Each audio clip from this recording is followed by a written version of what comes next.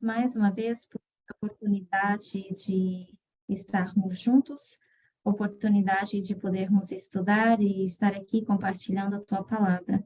Que nós possamos sempre aprender uns com os outros e que o Senhor se faça presente. Em nome de Jesus, amém.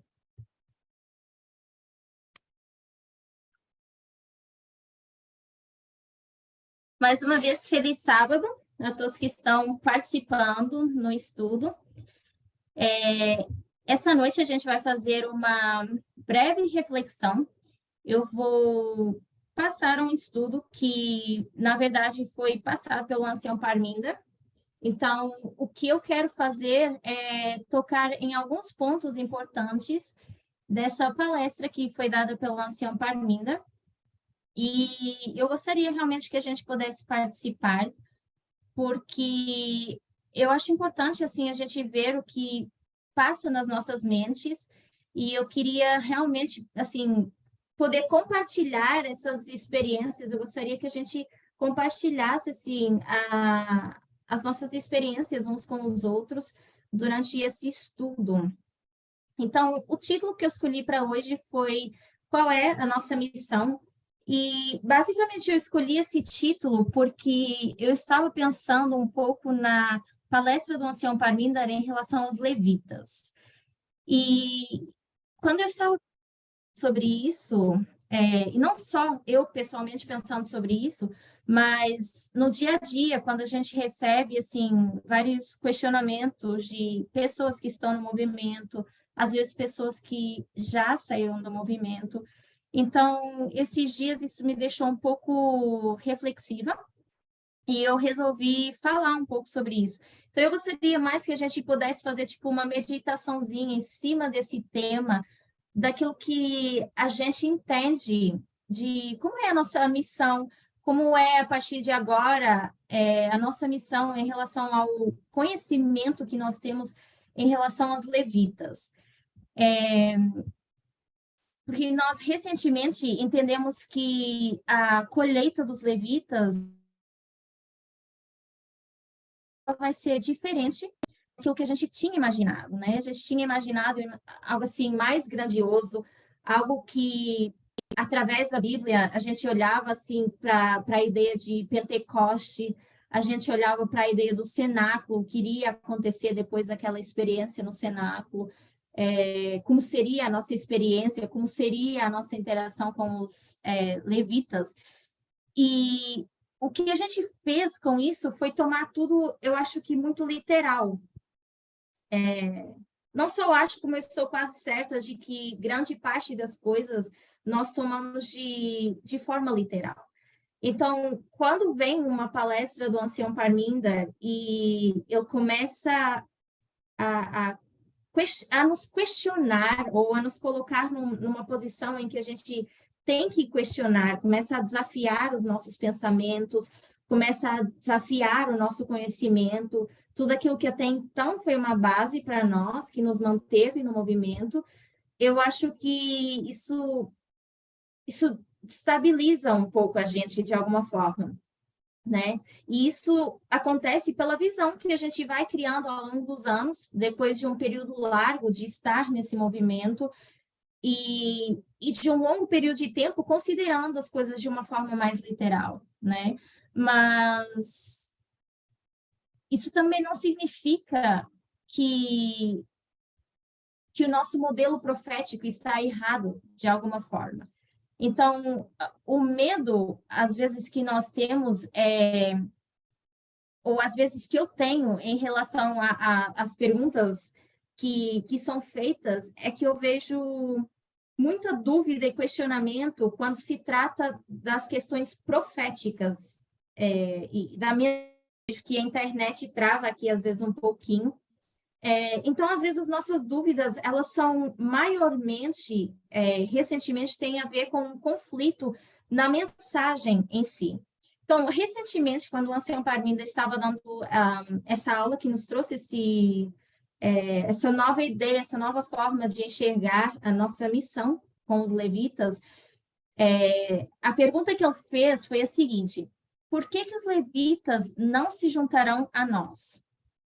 Então, eu vou parafrasear um pouquinho daquilo que foi dito pelo ancião Parminda, tá? Não vou...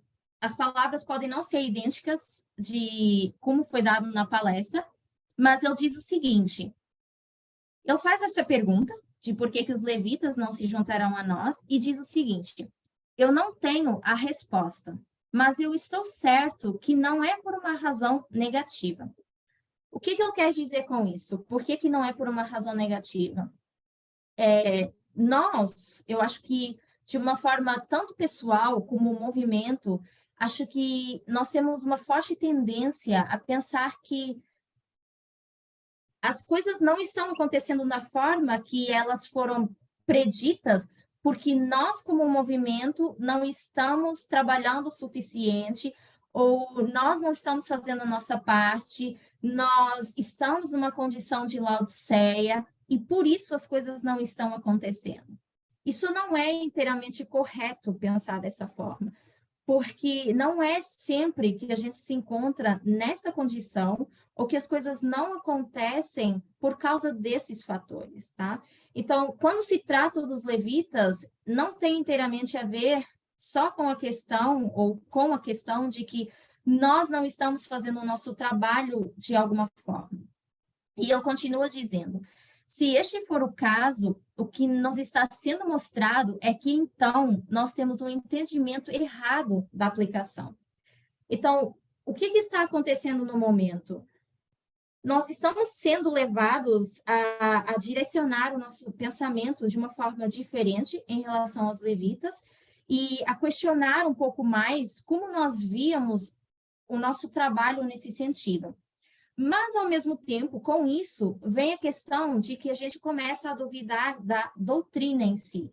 E o ancião Parminda diz que não é necessariamente a doutrina que está errada, mas é a forma como a gente aplica as coisas. É a forma como a gente enxerga literalmente as coisas e pega na Bíblia e quer fazer de tudo que está na Bíblia algo literal. Mas ele continua e ele diz: a Bíblia diz que as coisas espirituais têm que ser entendidas de forma espiritual. Entre outras coisas mais, ele diz que na dispensação em que nós estamos, nós temos que entender essas coisas espiritualmente. Então, as coisas que estão acontecendo agora, e mesmo esses pensamentos que têm sido que nos têm levado a questionar a nossa missão, tudo isso tem que ser enxergado de uma forma espiritual, não de uma forma literal. Então, como a gente tinha essa ideia literal de como seria o nosso trabalho com os levitas, nós estamos sendo obrigados, basicamente, no momento, a pensar como será esse trabalho, talvez de uma forma espiritual também. Uma específica, não, deixa eu só abrir aqui no que eu disse.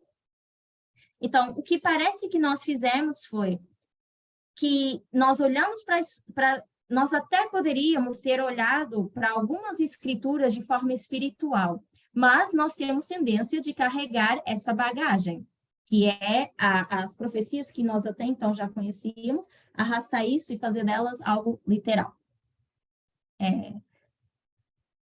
Não é o nosso modelo profético que está errado, mas a forma como nós entendemos esse modelo.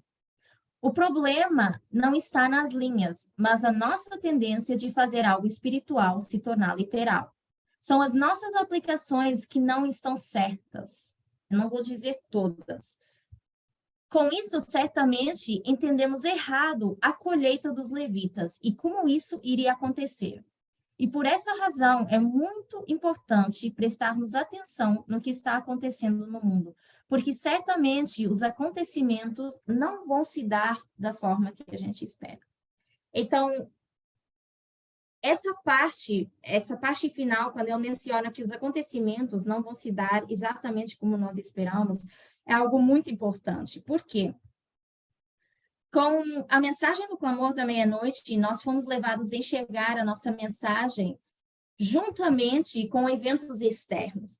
E eu acho que, para muitos ainda, atualmente nesse movimento, isso tem sido muito motivo de dúvidas. As pessoas em si não sabem, o movimento em si, muitas pessoas que compõem o movimento em si, não sabem mais pegar nas suas Bíblias, não sabem mais como abordar passagens bíblicas, como pegar na Bíblia e estudar ela com metodologia, não conseguem olhar para o espírito de profecia mais e aplicar a metodologia nesse espírito de profecia, não sabem se agora se apenas tem que focar em artigos que são compartilhados. Então, ainda existe essa confusão dentro do movimento, onde as pessoas ainda não sabem onde se colocar, ainda não sabem basicamente onde se posicionar em relação a isso, e muitas vezes não conseguem linkar as duas coisas. Usar a Bíblia e o espírito de profecia e linkar com esses artigos ou eventos externos que estão acontecendo. Então, por isso, começam a surgir essas dúvidas dentro do movimento. Mas agora o que eu quero fazer nós sabemos que isso foi dito pelo ancião Parminda, e eu compartilhei um pouco no início de que eu quis fazer um pouco desse estudo, ou essa meditação, porque a gente recebe perguntas de membros dentro do movimento, questionando o que eles vão fazer agora, daqui em diante, com o entendimento que eles têm depois de assistir essa palestra. Então, para aqueles que estão aqui online, eu quero que vocês me digam como é que você, depois de escutar essa palestra, depois de ouvir essa palestra do ancião Parminda, como é que vocês se sentiram? O que para vocês mudou? O que vocês ouviram do que foi dito na palestra e o que vocês conseguiram interpretar com isso? Então, eu queria que vocês realmente participassem e me dissessem o que vocês entendem daquilo que vocês ouviram. Eu não sei se não foi a última palestra, foi no início do ano. Eu acho que foi mais ou menos no início do ano. Não sei se foi uma palestra em janeiro, que ele começou a falar dessa abordagem com os levitas, ou essa nova abordagem.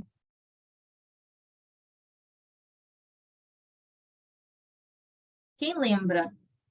São pontos importantes para a gente discutir, porque é muito importante a gente saber em que posicionamento a gente se encontra. Porque se a gente não consegue responder, basicamente, quando eu pergunto assim, o que a gente entende agora que é o nosso trabalho em relação aos levitas? Essa é a dúvida que está no ar e que tem surgindo para muitas pessoas. E se a gente... Essa palestra foi dada há alguns meses atrás, e se a gente ainda não consegue responder a isso, nem que seja de uma forma assim, olha, eu entendi desse jeito.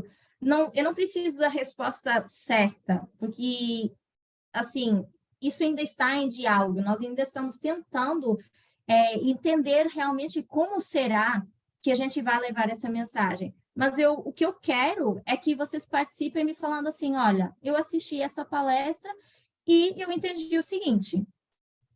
Pode falar, Renilde. Então, Gabi, quando realmente pela primeira vez, né, nessa palestra, o ancião Parminda nos trouxe esse parecer, foi realmente uma coisa assim, a princípio, a gente sentia um pouco, eu não posso falar de mim, né? Senti um pouco assim, uai, então agora mudou, nós não vamos mais fazer esse trabalho? Mesmo sabendo que, na verdade, tudo que estava acontecendo, a gente não estava sendo levado a fazer esse trabalho, mas sempre essa ilusão estava pairando em volta de nós, né? A gente sempre, no movimento, entre aspas, se preparou para isso. Quando o Parminda trouxe essa realidade que já estava em frente dos nossos olhos, mas a gente ainda insistia em pensar que não seria isso, ficou um pouco assim, e agora? Naquela primeira apresentação, eu acredito que muitos de nós levamos um baque, assim, apesar de que estava bem diante da gente que isso não estava acontecendo. Obrigada, Renilde. O Gabriel escreveu aqui Então, a opinião da Renilde, assim, o que ela sentiu, né, foi exatamente esse... O que eu acho que a maioria, assim, e eu acho que até eu mesma, e agora, o que a gente vai fazer? Porque a gente se preparou esse tempo todo, nem que fosse apenas mentalmente, para a gente fazer essa obra, né? Então, eu acho que as pessoas estiveram bastante apreensivas até aqui, porque esperavam que chegasse o momento onde ia ser ativado aquele botãozinho e todo mundo ia correndo para a igreja e todo mundo ia fazer assim uma obra grandiosa, né? Ia começar a dar estudos e enfim. E exatamente aquele cenário de Pentecoste, né? Obras grandiosas. Como o Gabriel mencionou, um outro pensamento seria assim, não sei, Gabriel, se isso foi o que você sentiu, mas isso é um outro fator de que está em geral, assim, também, que as pessoas esperavam que entrassem muitas pessoas, que muitos levitas queriam se juntar ao movimento. Então, esse foi um outro sentimento que surgiu. Foi, assim, não, o que vai acontecer agora? Nós não vamos para os levitas, nós estamos esperando os levitas. Nós íamos levar essa mensagem e as pessoas iam começar a entrar. Como nós passamos por algumas sacudiduras, quando você passa por essas sacudiduras, nos colocar no posicionamento de que a gente vai levar uma mensagem aos levitas, isso de alguma forma nos conforta, de pensar, olha, nós passamos por uma sacudidura, várias pessoas saíram, mas não vamos ficar apreensivos, porque daqui a pouco umas outras tantas pessoas vão entrar para o movimento. Mas vem o ancião Parminda com uma palestra e nos freia, nos diz, não é desse jeito que vocês imaginaram que vai acontecer. Não é essas grandes massas de levitas, essas grandes multidões que vão entrar para dentro do movimento desse jeito, não. Então, a gente começa a ficar mais apreensivo porque nós estamos nos aproximando da lei dominical, a nossa mente nos diz que nós tínhamos que fazer esse trabalho antes da lei dominical, e vem essa palestra e a gente fica, ok, então nós estamos chegando perto da lei dominical, os levitas precisam entrar, precisam ser salvos de alguma forma, e não somos nós que vamos fazer esse trabalho. Então, no final das contas, o que vai acontecer tanto com os levitas e o que vai ser também a nossa missão? O que a gente faz agora? Então, o que acontece? Há quanto tempo a maioria de nós está nesse movimento? Eu, pelo menos, não estou há tempo suficiente para ter passado por várias sacudiduras. Eu acho que, na verdade, a única sacudidura que eu recordo que eu passei foi a que trouxe o clamor, quando veio o clamor da meia-noite, 2018, 2019, né? Então, antes, eu não estava no movimento para poder testemunhar essas sacudiduras, mas nós temos informação suficiente para saber que as dúvidas que estão surgindo agora entre nós, elas parecem que estão surgindo só agora, mas elas não são dúvidas novas, não são questionamentos novos e que estão só surgindo a partir desse momento, ou que estão surgindo apenas a partir do momento em que a mensagem do clamor da meia-noite foi introduzida. Rafa e Pânio, eu lembro que foram questionadas, e eu lembro bem disso, porque eu já estava no movimento, e então foi, a partir daí, foi uma das sacudiduras que eu pude vivenciar, onde Rafa e Pânio começaram a ser questionadas, porque não foram eventos que aconteceram literalmente como foi o esperado por muitos. Então, as pessoas esperavam ver algo super grandioso com Rafa, as pessoas esperavam exatamente como passava pela mente das pessoas, começou o questionamento em relação à mensagem e começaram a surgir dúvidas. Era assim, tá, a gente não sabe juntar os eventos externos, olhar para a nossa mensagem, para as profecias que nós temos, e juntar essas coisas. A gente não sabe onde buscar a resposta do que é Rafa e Pânio, por exemplo. Então, eu acho que foi mais difícil, talvez, em Rafa, né? Começou esse questionamento todo. Quando veio Pânio, a gente já estava meio que assim, talvez realmente a gente não vai ver nada tão grandioso assim, porque em Rafah nós não vimos. Então, o que acontece? Muitas pessoas, elas não esperam até ter as respostas. Começam a sair muito antes, porque começam a ter esses conflitos doutrinais. E não conseguem ver que são perguntas que não são novas dentro do movimento. São perguntas já existentes e que são perguntas precisamente que levam as pessoas a sair quando existem essas sacudiduras, né? Então, eu imagino que quando a gente pensa na colheita dos levitas, como previamente a gente aprendeu, a gente aprendeu previamente, ou a gente pensava que ia ser como um evangelismo público, né? Então, o que a gente estava esperando agora era esse tal de evangelismo público, que foi meio que colocado numa pausa, né? Então, isso foi lá atrás, foi nos dito que não é tempo de fazer esse evangelismo público dentro do movimento, vocês ainda não estão preparados para isso. Então, as pessoas que dentro do movimento naquela época não conseguiram aceitar isso, elas saíram. Então, a gente teve uma sacudidura quando foi dito que não era para ser feito esse evangelismo público. Não tenho, assim, inteiramente todos os detalhes do que aconteceu, porque eu nem sequer estava no movimento, né? Então, eu estou dando um pouco da informação que nós temos mediante aquilo que nós vamos aprendendo quando a gente entra para o movimento. Então, naquela época, quando foi dito que não era para fazer evangelismo público, houve uma sacudidura e as pessoas saíram. E o que acontece? As pessoas que permaneceram no movimento começaram a ter dúvidas, começaram a ter questionamentos. Quais eram as dúvidas? Tá, se não é para fazer evangelismo público, se nós não podemos ir para o mundo dar essa mensagem, será que a gente também não pode dar essa mensagem para a igreja, para os adventistas? Isso já foi alguns extremistas dentro, aqueles que permaneceram no movimento, que começaram a questionar isso.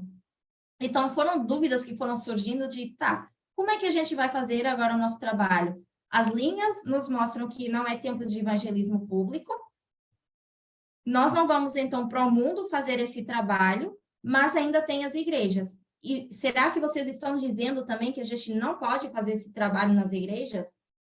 Então, foi isso que algumas pessoas começaram a questionar dentro do movimento. Então, na palestra do Ancião Parminda, agora, recentemente, as pessoas foram fazer a mesma coisa. Foi, ok, muitos ouviram aquela palestra e foi, assim, o desespero de, tá, então agora eu não tenho mais nada para fazer, não sou eu que vou salvar os levitas, já tenho dúvidas mesmo, então eu vou sair. Mas aqueles que permanecem, continuam questionando também e dizem, tá, e agora qual é o meu trabalho? Qual é a minha função? O que eu vou fazer perante isso?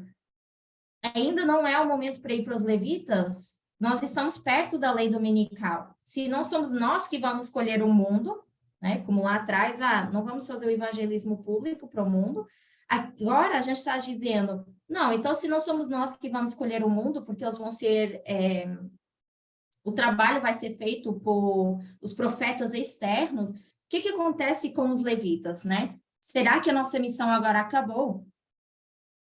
Então, quando nós voltamos lá para o ano de 2014, quando teve uma sacudidura e começaram a falar sobre as linhas de aliança, foi quando aqueles que estão há mais tempo no movimento vão lembrar, foi quando Esdras 7:9 abriu e começaram a surgir esses estudos sobre aliança, as linhas de aliança, né? Então, foi precisamente esse estudo das linhas de aliança que diziam que ainda não era tempo de fazer esse evangelismo público, né? E foi aí que começam a haver essas separações, essa sacudidura, pessoas saindo.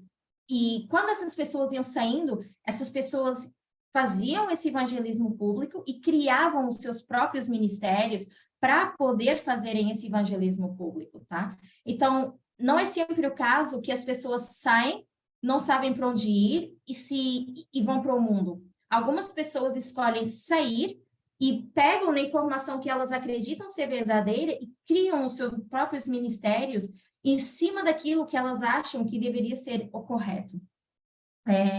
E é aí que vem essas separações e essas sacudiduras. Então, por exemplo, quando a gente vai para a linha de Cristo, que é a história ômega do Israel antigo, quando a gente vai para a linha de Cristo, quando a gente vê que Deus se separa de um povo, mas faz aliança com o outro povo. Então, quando isso está acontecendo, eles estão sendo chamados a fazer um trabalho interno, né? E aí que entre o ano 27 e o ano 34, acontece esse trabalho interno, um trabalho interno exclusivo para os discípulos naquele tempo. E a história a gente já conhece, né? Como Cristo enviou os discípulos para os judeus e não enviou eles para os gentios. Então, se a gente lembra desse ano 34, que foi uma lei dominical, naquele período de tempo, a gente vê que o trabalho foi interno. O que isso nos diz? Que se a gente está nesse período de tempo, se a gente pega na linha de Cristo para fazer uma aplicação e a gente se coloca dentro dessa aplicação e diz que do ano 27 ao 34, que é a lei dominical, está acontecendo um trabalho interno exclusivo, o que isso nos diz? Que não estava sendo feito um trabalho aí com pessoas que não eram os discípulos. Eles não saíram antes do ano 34 para fazer esse trabalho com os levitas. Então, o que isso nos diz? Que a nossa aplicação de pensar que antes da lei dominical a gente tem, de alguma forma, fazer esse trabalho, a forma como nós aplicamos, de como seria feito esse trabalho, nós aplicamos isso de uma forma incorreta.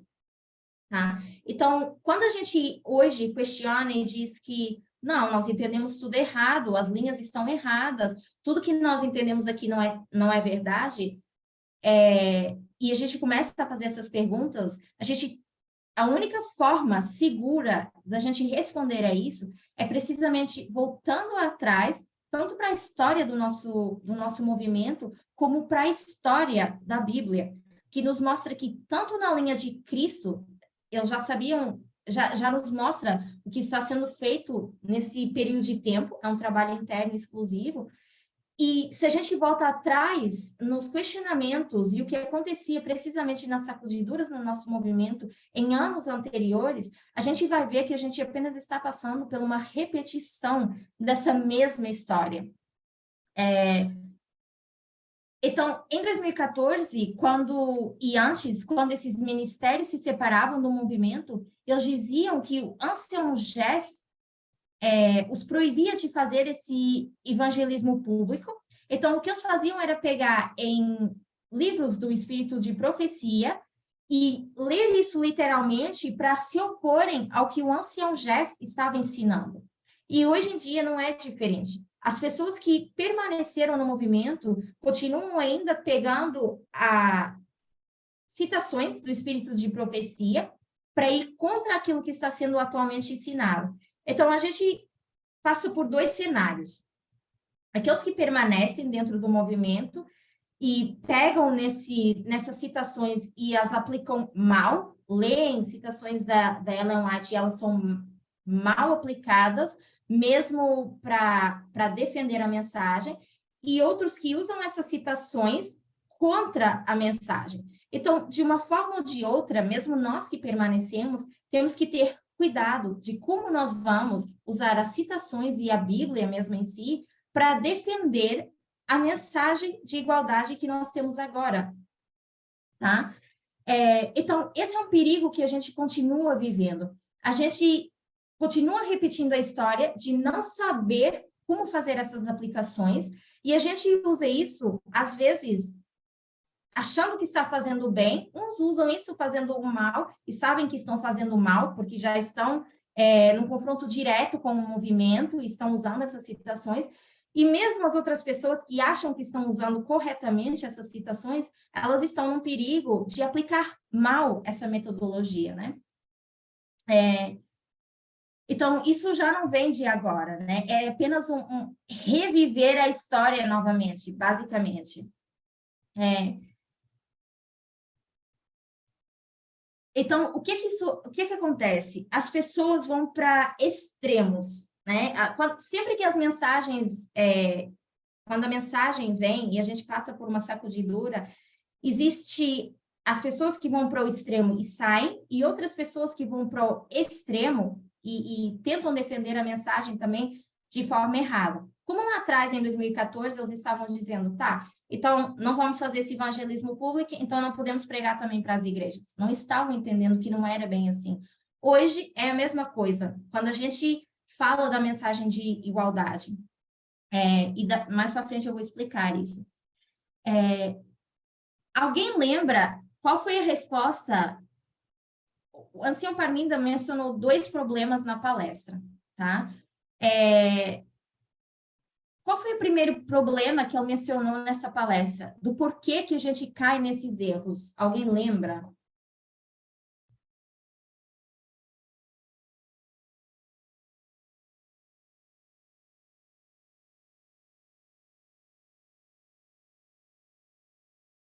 Deixa eu abrir aqui o chat.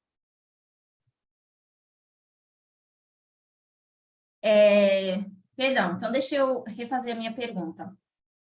Na palestra que o ancião Parminda deu, quando ele estava recentemente falando sobre os levitas, durante o decorrer da palestra, né, ele falou sobre 2 problemas que surgiram. Ele falou de por que a gente não entende o trabalho que a gente tem que fazer em relação aos levitas, e disse o porquê que a gente não entende como fazer esse trabalho ou como se posicionar atualmente em relação a isso. Então, a minha pergunta seria, o porquê que a gente não sabe se posicionar atualmente em relação a isso? Não sei se ficou mais claro, Carol.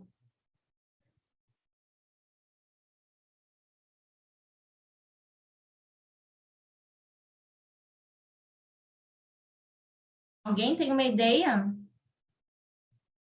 Para aqueles que estavam no estudo, eu tenho certeza que alguns de nós estavam nesse estudo. Qual foi um dos problemas que o ancião Parminda mencionou? Do porquê que a gente se encontra nessa situação? Por que que a gente permanece com esse entendimento errado de como vai ser a nossa missão perante os levitas agora? Eu não queria ter que dar a resposta. Estava na esperança que alguém lembrasse.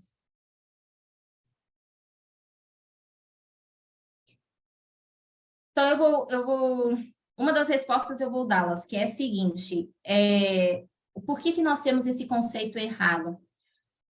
O ponto é que, quando a gente olha para as nossas linhas nos falam mais de uma forma corporativa. Então, qual era a comparação que o ancião Parminda deu uma dica? Qual foi a comparação que o ancião Parminda falou nessa aula? Ele falou que a gente pode enxergar de forma corporativa, e qual era a outra forma que a gente tinha de enxergar isso? Alguém lembra? Pessoal, Eu não consegui ouvir, não sei quem falou. pessoal, né? Isso, Carol. Então, a gente poderia pegar nas linhas e enxergá-las ou de forma corporativa, ou a gente vê-las de uma forma pessoal, uma forma individual. Vou colocar a palavra individual. E esse é o nosso problema. É que até hoje a gente não conseguiu fazer essa separação através da metodologia de ver, ok, agora esse é o momento que a gente precisa enxergar isso como algo corporativo, todo o movimento envolvido nisso. Ou outros momentos em que a gente precisa olhar e falar assim, não, esse é o momento que eu tenho que olhar para isso de forma individual. Então, esse é o primeiro ponto, o primeiro problema apontado pelo ancião Parminda nessa palestra que ele deu. É que o conceito de a gente saber separar esse conceito de quando é nível organizacional e quando é esse nível individual. Então, teve que ser feito um trabalho para a gente poder esclarecer isso.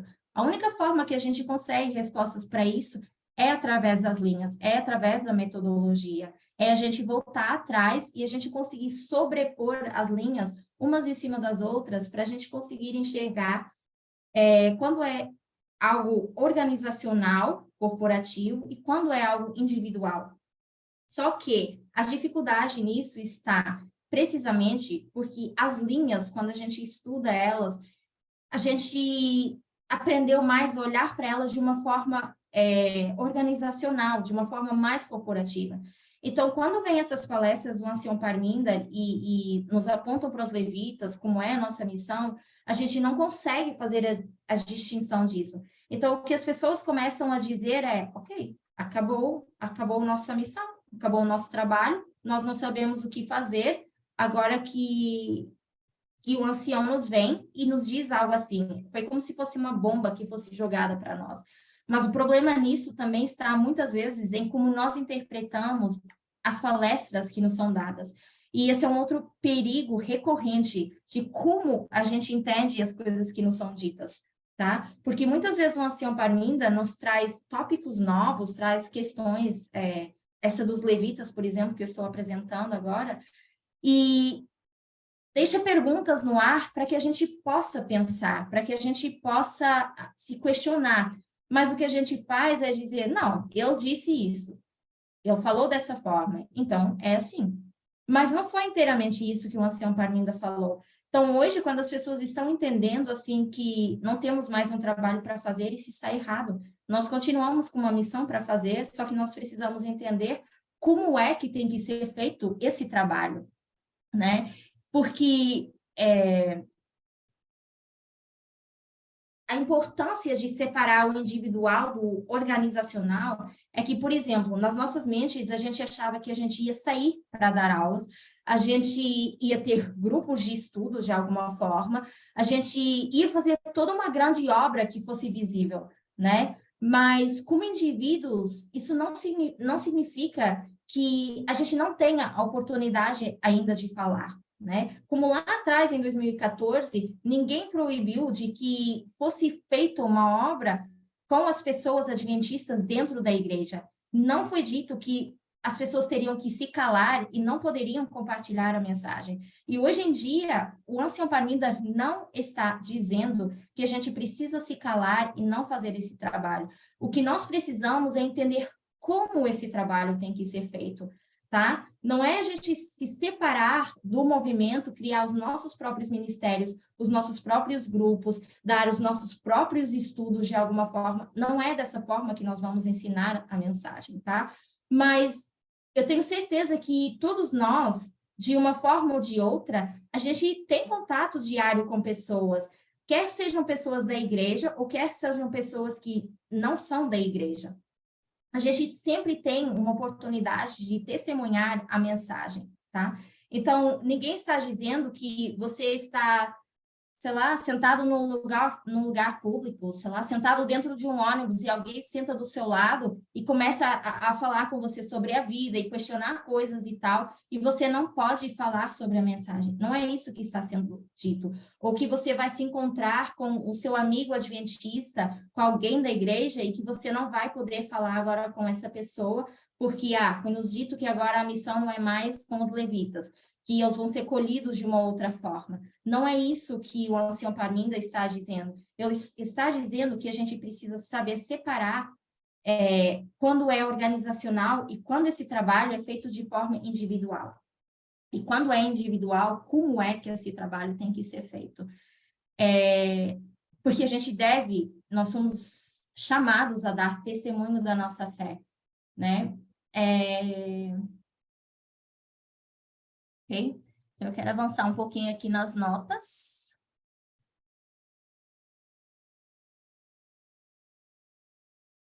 Então, esse foi o primeiro ponto que o ancião Parminda demonstrou, né? E nos fez entender que a gente não pode pegar nos nossos conceitos literais e começar a misturar isso com as coisas que precisam ser entendidas de forma espiritual, e nós precisamos saber separar o que é corporativo daquilo que é individual, tá? Então, durante esse período de tempo, quando nós pelo menos eu espero que durante esse período de tempo, né, porque essa palestra foi dada há algum tempo, quando nós conseguimos finalmente entender esse conceito de não fazer esse evangelismo público,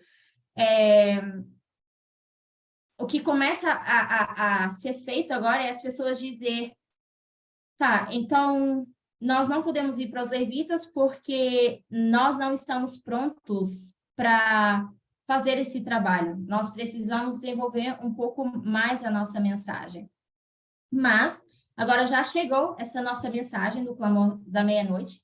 Ela já foi bastante desenvolvida para nós e nós entendemos que essa é a verdade que precisa ser ensinada, né? Então, mediante isso, a gente continua questionando e dizendo, tá, então nós temos essa mensagem do Clamor da Meia-Noite e o que a gente vai fazer com ela, né? Como é que a gente vai ensiná-la para os levitas, né? Então, como é que a gente passa a se sentir? O que de fato a gente tem questionado, né?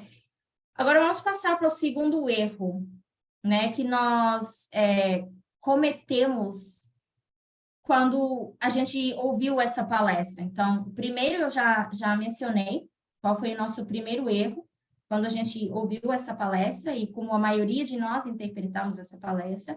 Vamos passar agora para o segundo erro. Eu achei que ia ser mais rápido o estudo, mas eu estou vendo que o tempo está passando e eu ainda tenho vários detalhes que eu queria mostrar. Mas vamos lá. O segundo erro que nós cometemos foi que assim que a mensagem de igualdade chegou, a gente começou... Na verdade, deixa eu perguntar para vocês. O que a gente fez? Qual foi a confusão que a gente fez quando chegou a mensagem de igualdade? Qual foi o nosso questionamento? Isso é mais recente. Então, talvez o primeiro erro, né, que está acontecendo agora uma repetição, sim, mas alguns exemplos foram de 2014. Mas, recentemente, veio essa mensagem de igualdade, né? E qual foi a nossa confusão? O que a gente começou a fazer com essa mensagem de igualdade? O que a gente começou a questionar? O que vocês veem pessoas questionarem em relação a essa mensagem?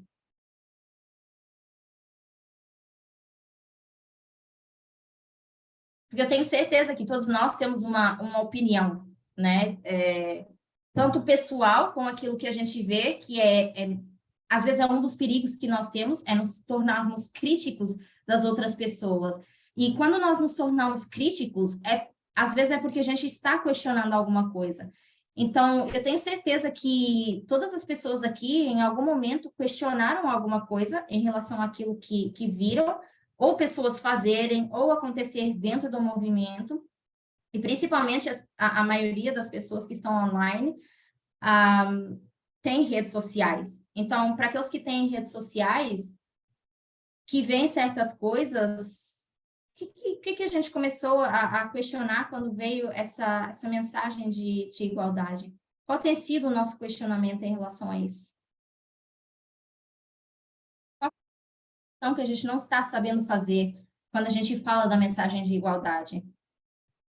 E que por isso a gente vê muitas pessoas sair do movimento atualmente. Liberdade falsas. Uhum. Então, é falsa liberdade versus o quê?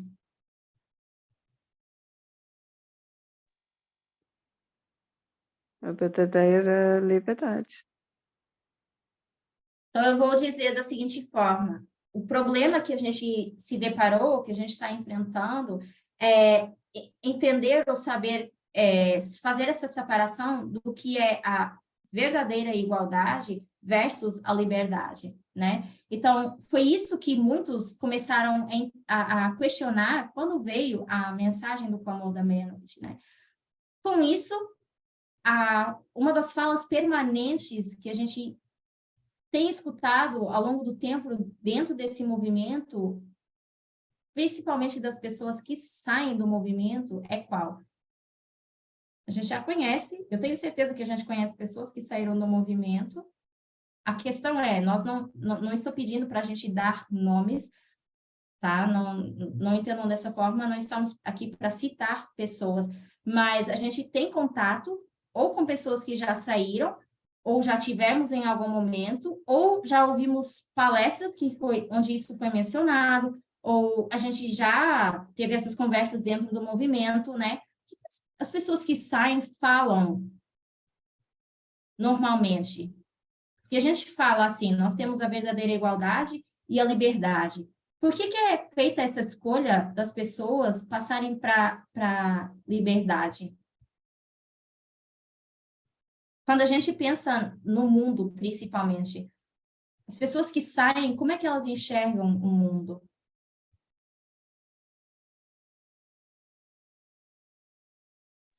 Acham que é um lugar que pode tudo. Um lugar que pode tudo. É uma, Pode falar. uma liberdade sem restrições. Basicamente o que a Carol falou. Pode tudo, está liberado, entendeu? Alguma ideia mais? Eu acho, Gabi, Pode falar. eu acho que também é uma questão de que a nossa mensagem de igualdade é algo que, na verdade, nos diferencia do mundo, né? O mundo prega uma igualdade linkada a uma liberdade em relação às suas escolhas serem livres, né? Mas a nossa mensagem de igualdade é uma questão de que você evita que as pessoas sejam submetidas a preconceito, outros tipos de questões, que a gente demonstre a real liberdade de que você tenha a escolha, né, suas próprias escolhas ao lado de Deus, mas também que tenha as escolhas em relação à sexualidade, outras questões. Mas eu acho que a mensagem de igualdade não é uma mensagem que iguala a gente ao mundo, mas na verdade que nos diferencia, né? Porque a gente fica no exato meio termo, né, entre o conservadorismo e a total liberdade. Então, eu acho que essa é a maior confusão, né? A gente não está se voltando mais parecidos com o mundo, mas, na verdade, a gente está estabelecendo os verdadeiros limites, né? E estabelecendo a verdadeira diferença. Obrigada, João. É bom ter você participando hoje. Renilde, pode falar. Assim, a verdadeira mensagem de igualdade, ela, em primeiro lugar, ela é um espelho. E nós precisamos nos enxergarmos em primeiro lugar.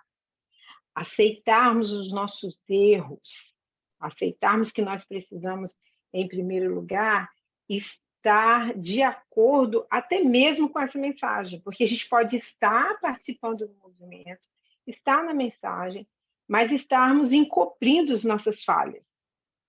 Porque a verdadeira liberdade, ela também demanda nós temos limites, né? E precisamos enxergar os nossos erros, precisamos enxergar que também nós, em primeiro lugar, como nós podemos ter a pretensão de sair para pregar quando nem nós mesmos conseguimos deparar-nos com as nossas falhas? Que pretensão nós temos de levar uma mensagem quando essa mensagem não é vivida, porque precisa ser vivida? Então, eu acho que, em primeiro lugar, essa confusão que é feita é porque, a partir do momento que a gente se depara que, olha, ainda não estamos prontos para levar a mensagem, até porque nós não somos capazes de viver a mensagem. E eu não sei dizer o que exatamente faz com que as pessoas sentem de volta para o mundo. Não estou querendo dizer que estou perfeita com relação a isso, mas também a gente consegue perceber bastante assim, as pessoas se sentem ofendidas, as pessoas se sentem reprimidas de forma muito forte, e por isso deixam o movimento, porque, se podemos dizer assim, é muito forte. Ninguém quer, nós não queremos, na verdade, estar de frente com as nossas falhas, em primeiro lugar. É o que eu acredito. Obrigada, Renilde. Tem um ponto importante no seguinte, existia essa fala permanente de que não necessitamos estar no movimento para aprender as coisas que a gente tem aprendido ultimamente em relação à mensagem de igualdade. O João mencionou um ponto de que vou parafrasear essas palavras, João, mais ou menos, a gente precisa se destacar de alguma forma como povo de Deus, não se assemelhar ao mundo. Mas a questão é, nós hoje temos uma mensagem que muitas pessoas dizem que o mundo já apresenta essa mensagem. Então, a maioria das pessoas que saem, dizem que saem porque o mundo já lhes permite essa liberdade. Existem muitas pessoas boas no mundo, né? Então, não precisam aprender as coisas do movimento, tá? E isso é um perigo, porque, sim, a gente já sabe, isso é um fato, existem pessoas boas que são fora do movimento, mas a gente esqueceu que essas pessoas que são boas e que, de alguma forma, praticam a mensagem de igualdade, elas só vão ser salvas se juntando ao movimento, tá? Elas, por elas mesmas, sozinhas, não vão ser salvas, tá? E aí que vem essa questão da gente ter que entender a separação de trabalho de organização e o trabalho individual, tá? Então, essas pessoas que estão aí ainda precisam de nós para ser salvas. Então, a gente não pode chegar ao ponto que a gente diz assim, não, esse movimento não tem nada para nos ensinar, e não está ensinando nada de diferente daquilo que está sendo dito no mundo. Isso não é verdade, tá? E isso tem sido uma fala permanente dentro do movimento atualmente, né? Muitos dizendo que saem por causa disso, porque o mundo lhes oferece, sabe, a verdadeira igualdade. O que acontece? As Bíblias são esquecidas, né? Porque as pessoas começam a acreditar que elas podem receber essa salvação através do mundo, e cada vez mais que as pessoas vão pensando isso, elas continuam tropeçando na mensagem, duvidando da mensagem, questionando a mensagem, tá? Porque estão fazendo uma comparação crítica das pessoas que estão dentro do movimento. Eu espero ter tempo de mostrar para vocês um modelo de uma comparação e o contraste que eu fiz mediante as parábolas, né, de Mateus 13, que foi o que o ancião Parminda trouxe para a gente, né, Mateus 13 com uma resposta para isso. Então, junto com isso, não só as pessoas deixam de lado as Bíblias, mas deixam de lado os votos batismais, deixam de lado as reformas, tá? Deixam os princípios que estão contidos aí. E, recentemente, um pensamento que me surgiu, assim, só um parêntese, foi que, quando eu estava pensando em relação a isso, e eu comentei isso com alguém esses dias, foi o seguinte, quando a gente começa a viver dessa forma, a pensar assim, isso já não é novidade. Várias vezes já me falaram das reformas, várias vezes já foi repetido nas palestras que temos que guardar os votos batismais, os princípios e tal. Mas, recentemente, foi tocada a questão dos dízimos, né? E eu comecei a questionar os dízimos em relação à questão de que eu passei um tempo perguntando assim, por que as pessoas atualmente iriam pensar que a gente já não deve ter mais essa prática, né? Porque eu estou pegando nos dízimos, porque isso foi falado recentemente, e porque esse é um dos pontos dos nossos votos batismais, mas quando a gente deixa de lado os votos batismais e a gente fala assim, não, já sei tudo que tem nos votos batismais, já sei todas as reformas que estão escritas lá, não acho necessariamente que a gente deve estar preso a isso. Lá estão contidos os dízimos também. Então, por que eu devo achar que são práticas que eu não devo ter? Assim, sabe? Quem foi que me disse que isso foi anulado, que já não deve ser assim? Então, isso é algo que está sendo recorrente dentro do movimento. Coisas que estão acontecendo que as pessoas, por elas mesmas, interpretam que tem que ser assim. Então, os dízimos é só um dos exemplos assim que me veio na mente de pensar assim, não, as pessoas interpretaram que não tem que dar dízimos, não sei por quê, então não dão os dízimos, interpretaram que, por exemplo, a mensagem de saúde não tem que ser guardada, então voltam a práticas, né? Então, estão dizendo isso por quê? Porque estão fazendo uma comparação do movimento com o mundo, dizendo que Não, a mensagem de igualdade é tudo isso aqui e a gente nem precisa dela, porque o mundo já nos ensina dessa forma. O mundo já nos diz que temos que ter igualdade e também, assim, o mundo nem sequer dá dízimos, né? O mundo nem sequer tem votos batismais e são pessoas boas. Então, por que que eu preciso me reger por esses votos batismais? Por que que eu preciso ter essas práticas, né? Para ser uma pessoa boa? Se o mundo não tem nada disso e são bons, para que que eu preciso disso, sabe?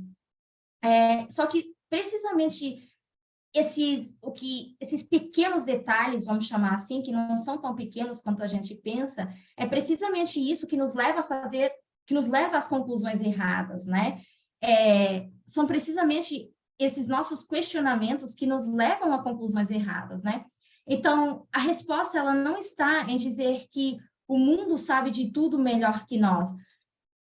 E por isso nós não vamos escolher o mundo. Da mesma forma que a resposta não está em dizer, em fazer a mesma aplicação em relação aos levitas, tá? Então, a pergunta segue sendo, o ancião Parminda na aula repete, a pergunta segue sendo, então, se os levitas não vão se juntar ao movimento da forma que nós imaginamos, será que eles podem ser salvos fora do movimento, tá? Porque, tipo, esse pensamento que a gente tem. Se o mundo pode, por que que eu não posso, né? A resposta para isso, como eu mencionei rapidinho, está em Mateus 13. Eu vou só pedir permissão para tomar uns 10 minutinhos a mais, já que a gente entrou mais tarde e a gente também já está quase concluindo. A resposta disso, ela está em Mateus 13. Por quê? A gente pode pegar nessa parábola do joio e do trigo, né? Olhando para as profecias, para as linhas, e chegar mais ou menos uma resposta em relação a isso, né? Porque quando a gente fala do corporativo, tal como eu mencionei, não é tão fácil achar na profecia as respostas para conseguir chegar às conclusões, né? Não, perdão. A nível individual, é mais difícil olhar para as linhas e conseguir chegar às conclusões, né? Então, o que faz essa distinção não é apenas a gente saber se a pessoa aceita ou não essa mensagem de igualdade. Não é o nível de intelectualidade que a gente tem, ou apenas a gente saber os votos batismais de trás para frente, tá? Mas, precisamente voltando ao ponto da Renilde, como é que a gente sabe que está fazendo bem as distinções do organizacional, corporativo, e o individual? É através das nossas práticas. E é isso que vem com a mensagem do clamor da meia-noite. A gente ter essas práticas, a gente viver a mensagem do clamor da meia-noite. É uma obediência na vida pessoal de cada um de nós, tá? E nós só temos, se a gente vai para a parábola de Mateus 13, nós só temos como ver esse fruto no final, tá? E é por isso que a gente, às vezes, visualizar as coisas de forma corporativa se torna mais fácil. Deixa eu mostrar aqui o seguinte no quadro. Deixa eu ver se arrastando para esse lado. Para ver bem. É meio improvisado aqui. Então, por exemplo, a gente vai para a parábola de Mateus 13. A gente tem lá o campo. A gente tem o campo. O que representa o campo na parábola de Mateus 13?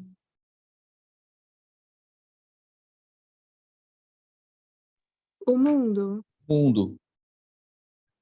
Tá, pode ser o mundo. E mais?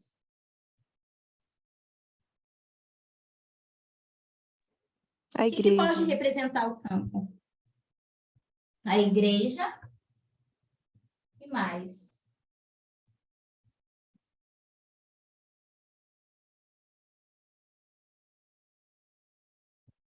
Olha aqui o chat. Mais uma. O que pode representar?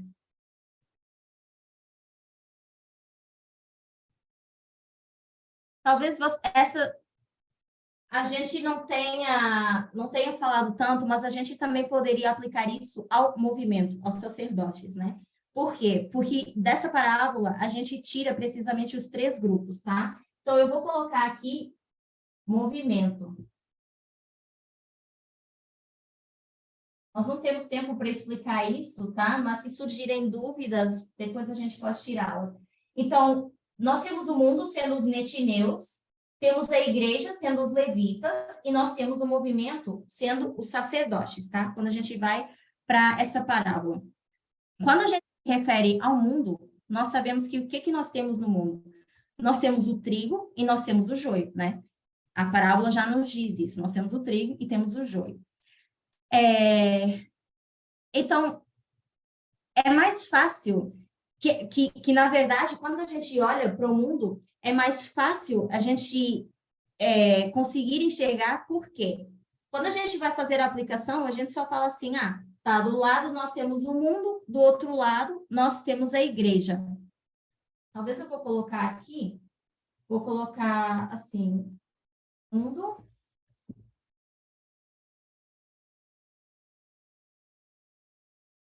igreja.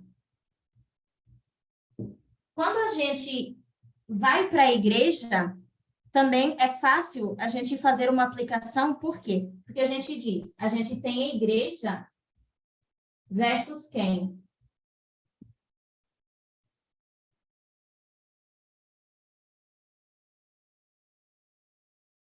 Liga o microfone, Gayle. Movimento. Movimento. E o que nos resta? Quando a gente diz movimento, com quem a gente vai, como é que a gente faz essa aplicação a nível de movimento? Porque nós sempre começamos mundo versus igreja. Depois nós passamos a ver que tínhamos a igreja versus movimento. Quando a gente passa para o próximo, para os sacerdotes, nós temos o movimento versus o quê? Que normalmente é o mais difícil para a gente responder. Mas alguém tem alguma ideia?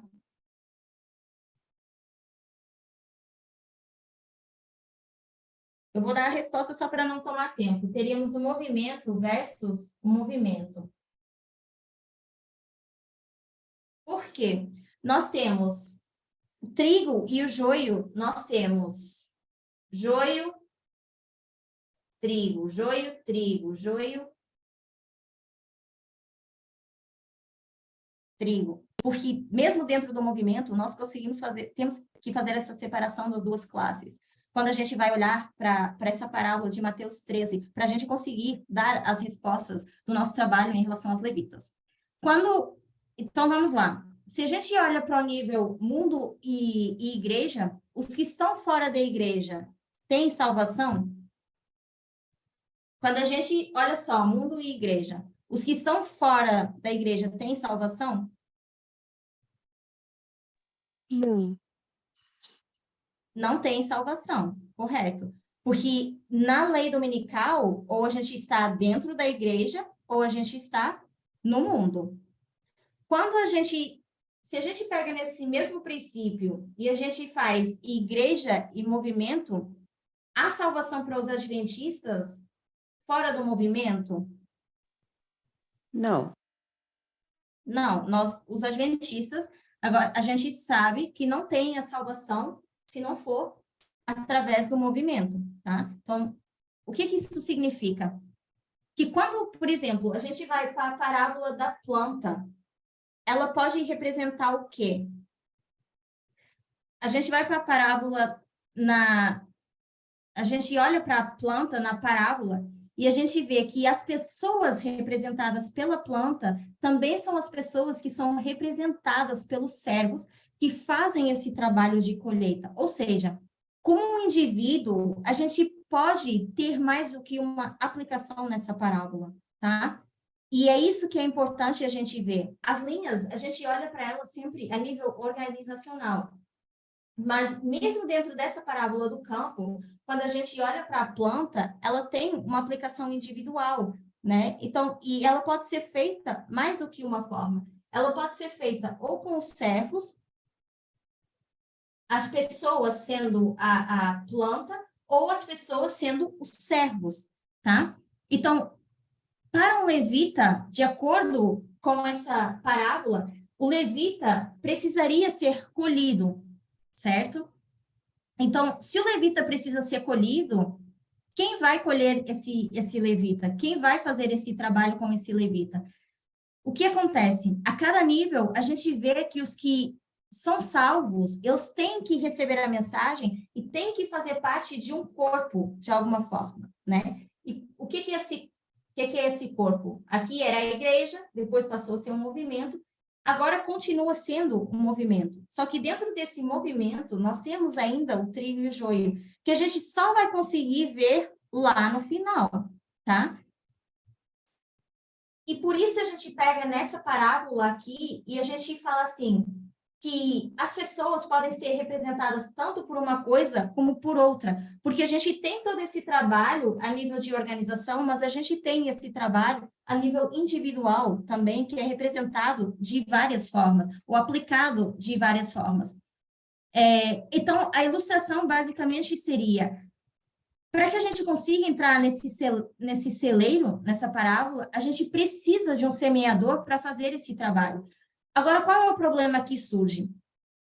Quando as pessoas elas deixam de se permitir ser guiadas pelas parábolas, por exemplo, ou pelas linhas,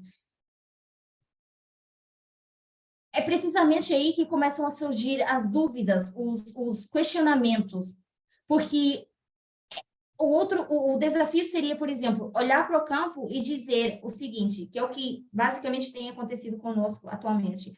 Tá, nós olhamos para o campo e dizemos, qual é a nossa missão, né? Tem tantas poucas pessoas aqui para fazer esse trabalho, principalmente se a gente já diz que aqui a gente tem trigo e joio, se a gente diz isso, a gente ainda diminui mais aos números que estão aí para fazer esse trabalho. Então, o que passa na nossa mente? Tá, nós já somos poucos dentro desse movimento.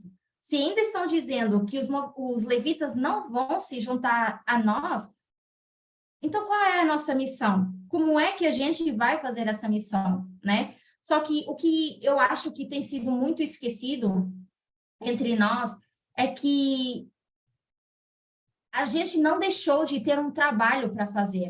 A gente ainda tem um trabalho a ser feito. E esse trabalho ainda é em prol da salvação das poucas pessoas que permanecem, tá? E é um trabalho crucial que a gente precisa fazer. Da mesma forma que nenhum de nós chegou aqui ao movimento, sei lá, já com todo o ensinamento, alguém nos ensinou, tá? Quer a gente tenha sido ensinados, a maioria de nós foi ensinado por um indivíduo só, que fazia parte do movimento, ou seja, alguém que tomou a oportunidade de fazer parte desse movimento, mas que tomou a oportunidade de compartilhar a mensagem conosco, de falar conosco, né? Então, se alguém nos ensinou, se de grupo para grupo as pessoas foram sendo ensinadas, os levitas também precisam ser ensinados, né? Nós não deixamos, em momento algum, de ter essa responsabilidade de ensinar. Só que o que a gente precisa entender é a diferença quando a gente fala desse trabalho a nível corporativo e esse trabalho a nível individual. Como esse trabalho se aplica, como a gente faz a aplicação de a gente ser uma coisa e depois conseguir fazer a aplicação de outra. A única resposta que nós temos para as nossas dúvidas, ela está nas linhas, né? Então, o ancião Parminder não disse em momento algum que os levitas não seriam salvos, tá? E o que ele fez basicamente foi nos corrigir, foi corrigir a nossa ideia de como esse trabalho será feito, esse trabalho de salvação para os levitas, tá? Então, para finalizar, acho que é importante, por exemplo, a gente pode voltar para histórias na Bíblia. Por exemplo, quando a gente pensa em Noé, quem foi salvo além de Noé e da família de Noé naquela dispensação? Foram poucas pessoas que foram salvas. E quem era a pessoa fazendo o trabalho para que essas pessoas fossem salvas? Noé. Então, Noé sozinho tomou a responsabilidade de fazer um trabalho, né? Eu vou frisar novamente, não é um trabalho que é tipo assim, eu acordo e hoje vou fazer um trabalho separado do movimento. Não, não é isso, tá? Eu quero realmente frisar isso. Mas Noé tomou a missão que foi confiada e fez esse trabalho para uma meia dúzia de pessoas, né? Então, só Noé e a família de Noé foram salvas. Quando a gente olha para a história de Elias também. Então, a todo tempo, se a gente olhar para trás, a gente poderia falar assim, tá, mas são sempre poucas pessoas. Então, como é que o trabalho vai ser feito? Vai ser feito da mesma forma que foi feito naquele tempo na Bíblia, através desses mesmos profetas na Bíblia, né? Então, eu só quero relembrar a todos nós que nós não deixamos de ter uma missão, tá? Nós ainda temos uma missão, as pessoas ainda precisam ser ensinadas, e que não existe salvação para esse grupo fora do movimento, tá? Então, embora a gente não veja isso de forma grandiosa, o impacto que a gente pode ter com uma pessoa, duas pessoas, é uma obra grandiosa, tá? Então, eu não gostaria que a gente, como grupo, se sentisse desmotivado e pensasse assim, tem tantas pessoas que saíram, né? Então, o que a gente está fazendo aqui? Se eu nem entendo a mensagem direito, se agora vem me falar que já não tem mais obra com os levitas, tá? Isso não é verdade. Quando a gente olha para trás, a gente tem como fazer essa comparação e contraste. E é para isso que a mensagem também serve, né? Para a gente saber aplicar, saber fazer essa comparação e contraste e olhar para trás e ver assim, tá, se na época de Noé foi assim, nós estamos vivendo a repetição de histórias da história. Se foi assim com Elias, nós vamos fazer dessa mesma forma, tá? Então, o nosso foco, ele não está tanto nesses outros grupos, tá? Mas ainda existe um trabalho que precisa ser feito. E um ponto crucial é que quando a gente faz esse trabalho, né, ou quando a gente quer fazer esse trabalho, a gente faz esse trabalho não pelos números, mas a gente faz esse trabalho também de uma forma pessoal, de uma forma individual, porque a nossa salvação, ela ainda não está garantida, né? A gente ainda está aqui, onde a gente tem o trigo e a gente tem o joio, né? E a gente não é agora que vai saber quem é o trigo e quem é o joio, né? Então, eu não acho que a gente deva se colocar numa posição crítica de apontar para as pessoas de alguma forma, como se a gente já soubesse, né? Quem é o trigo, quem é o joio, né? Como se a nossa salvação já estivesse garantida. Nós temos sempre que olhar para a obra de forma que nós, trabalhando pelos outros, nós trabalhamos também para a nossa própria salvação, tá? Porque a nossa salvação, ela não está garantida. Então, vamos encerrar a nossa aula, eu já passei bastante do tempo, tá? Eu espero que pelo menos tenha ficado, assim, o princípio daquilo que eu queria mostrar para a gente hoje, né? Que existe realmente, a gente precisa saber como interpretar as palestras que nos são dadas, aprender novamente a como fazer as aplicações, né, do Espírito de Profecia, da Bíblia, aprender a juntar isso com os eventos externos, os artigos que a gente tem, tá?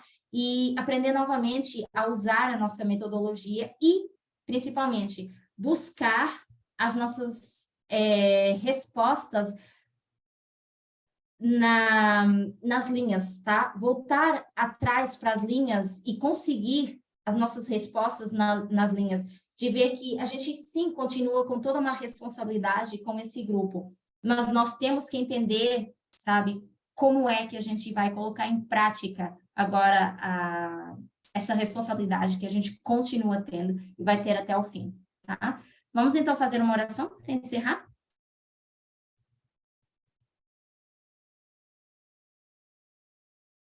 Querido Deus, mais uma vez nós te agradecemos por podermos iniciar esse sábado junto a Ti e uns com os outros também.